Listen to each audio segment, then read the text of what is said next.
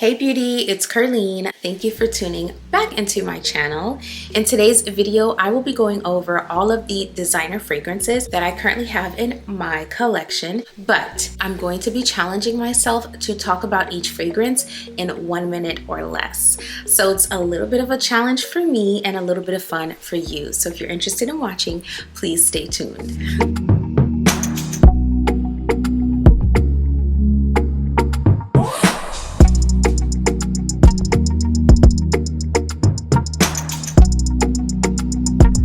Hey friend, welcome back. Thank you so much for joining me for another one. To those of you who are new, on this channel I make videos on lifestyle, luxury. I do reviews to include fragrance, and I also sprinkle in a little bit of my motherhood journey. So if any of those things pique your interest, then I would love to have you here. So go ahead and hit that subscribe button, and also be sure to turn on that notification bell so you know exactly when my videos drop. All right, let's get into it. I do have my cell phone and I will be putting the timer on every time I pick up a fragrance. Are y'all ready? I think I'm ready. We're not going to get into like the technical note structure breakdown of the fragrances because obviously I am on a timer and a lot of these fragrances I would have to look up notes for. But we're just going to talk about how these fragrances make me feel, the prominent notes, and just the essence of the fragrance. So let's get into it. My first fragrance is Giorgio Armani's Sea Intense 2021. Let's go ahead and start our timer. There we are. So this fragrance, y'all, it is the most niche-like fragrance I have in my designer collection. This one makes me feel bold, sophisticated, and elegant all at the same time. I love the way they blended the notes in this one, and although there's a new one which I have yet to smell and I will soon, I love this version. It has a beautiful berry at the top, and then it has a rose, but the rose in here is not a pink rose, it's more like a red rose, but it's not a red rose that is super intense or overwhelming or intimidating. The red rose in here blends so beautifully with the berries, and then this has a rich ambery base. When I wear this one, I feel so confident, I feel beautiful, I feel sophisticated, I feel a little bit bold and sexy as well. And although I think this is more feminine leaning, I think a man could probably pull this off too, just because of how rich and ambery and resinous it is. So this one is great for all year round, but I think it shines in the winter time. And my timer has just gone off. Whew. That was intense, y'all. That was intense. This is quite a challenge, talking about these fragrances in a minute and not editing that portion. I'm a perfectionist at that too, y'all. I'm sweating. All right, the next one is Viktor and Rolf's Flowerbomb Ruch Orchid. Let's start our timer. There we are. Okay, so this fragrance right here makes me feel so feminine.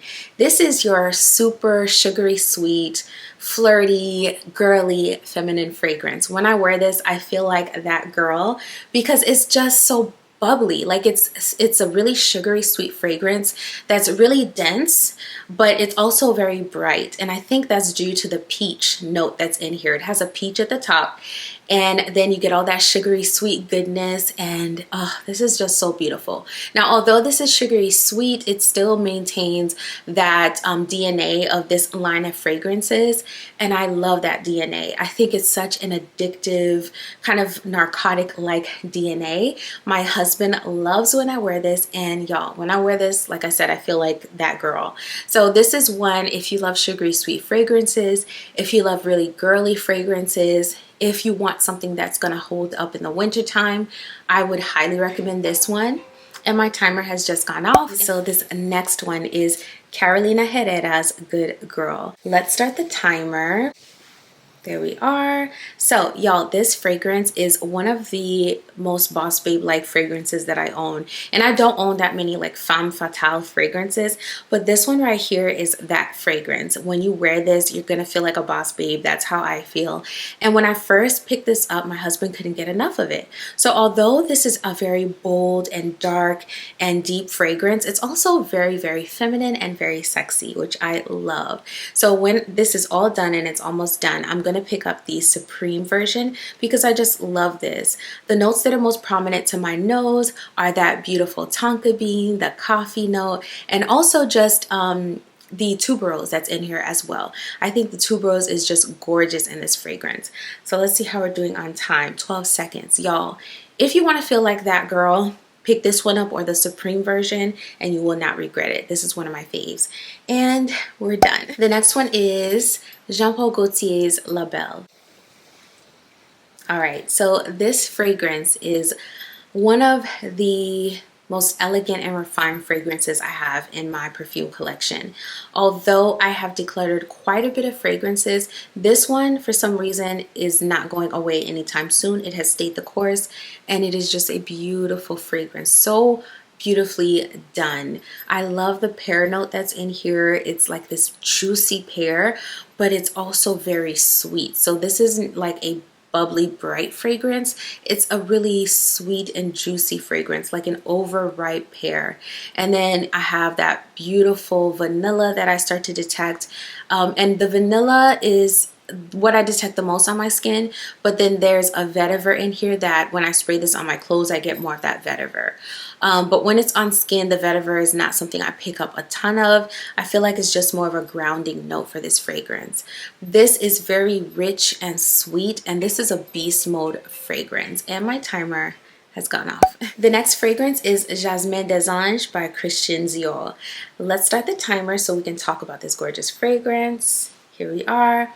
This is one of the most straightforward jasmine fragrances I have in my collection, and it is just gorgeous. It's so sophisticated.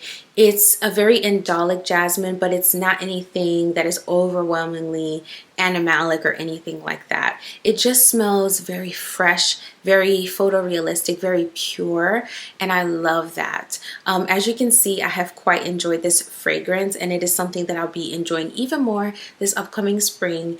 It's just beautiful. It's a straightforward jasmine fragrance. It has a little bit of fruits at the top. It's also very light in a way. It's not something that is zesty. There's no citrus in here, but it has some fruits. It has that jasmine. So it's very uplifting, very bright, very fresh, and just very feminine. I think this is a very feminine leaning fragrance. And when I wear this, I just feel really, really beautiful. And it's just a gorgeous scent. So this is Jasmine Desange by Christian Dior. And my timer just went off. The next one I have here is Dolce & Gabbana's Light Blue Forever. Let's start the timer. So, y'all, this fragrance is one that I took on vacation with me last year, and I have used all of it. As you can see, it's completely empty, and for good reason. Now, this is a small one. I do plan on picking up the larger size, and they have stopped making this one, so I have to track down that larger size. This is a very beautiful iteration of light blue. I feel like this is the best one. This is also in an eau de parfum concentration, so that might be why I enjoy it so much. But y'all, the white florals in here are not only bright and effervescent, they are also extremely creamy. So this is a creamy, very effervescent, citrus forward fragrance that is perfect for the summer. When I wore this, I could easily dress this one up or dress it down. It was just beautiful. And I think, yeah, it was the beginning of summer when I took it on vacation. Such a gorgeous one, and my timer has just gone off. So in thinking about summer, I have another summer favorite here. It is nearly done. It has like a drop in it. This is Valentino, Donna Born, and Roma Coral Fantasy. So let's start the timer. Coral Fantasy is the summer staple. Like, you need this. If you love a good fruity fragrance, you love something very bright, very uplifting, something that doesn't take itself too seriously, a very youthful fragrance, this is it. So although this is very youthful, very bright, very juicy, I feel like it doesn't come off as juvenile because it has that Valentino Donna Born aroma DNA. You still get that quality of a fragrance, but it's super refreshing and juicy and sweet and bright. And this one is an absolute favorite. I think the thing I enjoy most about this one is how long lasting it is and the sillage. I feel like there's such a gorgeous sillage, like your fragrance trail is going to be like, who's wearing that and what is it? That's what people are gonna say when you're wearing this. But also, this lasts a super long time. I've worn this to the beach, y'all, and when I got back into the car from being in the salt water, I still was able to smell this on myself. So this is Coral Fantasy. So since we're talking about Donna Born and Roma, why not just talk about the OG Donna Born and Roma? I have that here as well, and let's start our timer. I just noticed that my juice is like super deep and rich. And I love that. This fragrance gets better with time, y'all. It definitely does. So this one right here is your super sweet, like I think this is really sugary sweet, white floral infused fragrance. It has a nice bourbon vanilla in here, and I wore this and I really enjoyed it at first, but I think I've outgrown this fragrance. I feel like it's just not my vibe anymore, and I more so enjoy the one I'm going to talk about next, which is in the same line. This one here, I don't know, there's just something about it that I feel like I've outgrown. I think it's a wonderful performance. It's really long lasting on me. I think that it is very feminine, very sweet, sugary sweet, and I think it's very mass appealing, hence why it's such a favorite. But for me, I just outgrew it.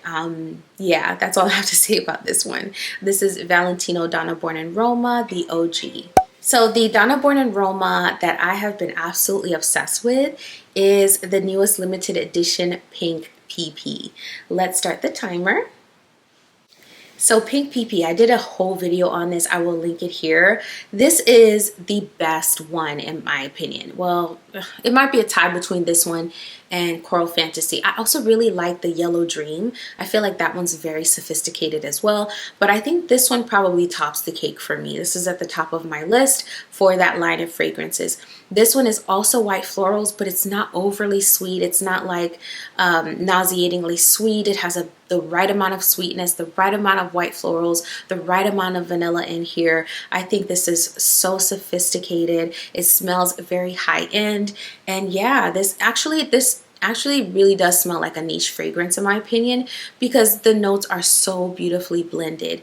This is the best one in my opinion. When I wear this, I feel very feminine, very sophisticated, but also very girly. It's also still youthful, and I think that it's one that is also very good performing as well. And my timer has just gone off. This has been intense, y'all, and I'm just hoping that my kids stay quiet long enough for me to finish this video, because I'm trying not to edit that minute where I'm talking about it and I'm timing myself. So this has been intense. The next one is YSL's Black Opium Le Parfum. Let's start our timer. So Black Opium Le Parfum is a vanilla that I feel is one of the most sophisticated vanillas in my collection.